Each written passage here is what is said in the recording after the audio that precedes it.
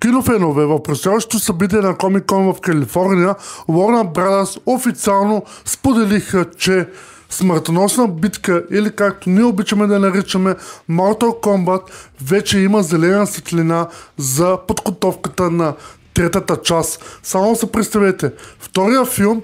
все още не е пуснат по кината, който трябва да излезе този месец по кината, много отложиха за другата година, май месец, и де факто филма е готов сега. Има много спекулации, че го дръпнаха заради слаби визуални специални ефекти, но може би не е било заради това, а било заради бокс офиса, защото много вярват, че тази година, края на година, де факто октомври и ноември са по-слабите месеци в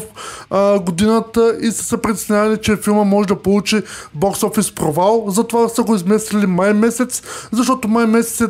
де факто началото на лятото и де факто тогава интересът ще се увеличи още повече и хората ще отидат да го гледат и тогава най-вероятно ще има и бокс офис успех. Но каквито да са причините, на мен ми стана супер яко, че официално получаваме трети филм, макар че втория филм, премиерата му дори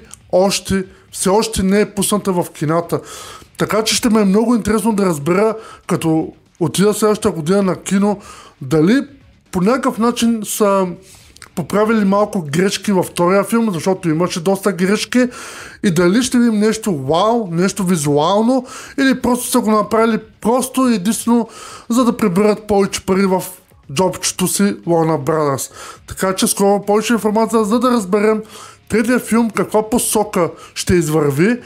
защото трябва да гледаме втория филм, за да разберем кои от нашите герои най-вероятно няма да оцелеят или пак ще оцелеят и каква ще бъде заплахата в третия филм, защото във втория филм е именно Шао Кан, ама в третия филм кой ще бъде заплахата тогава?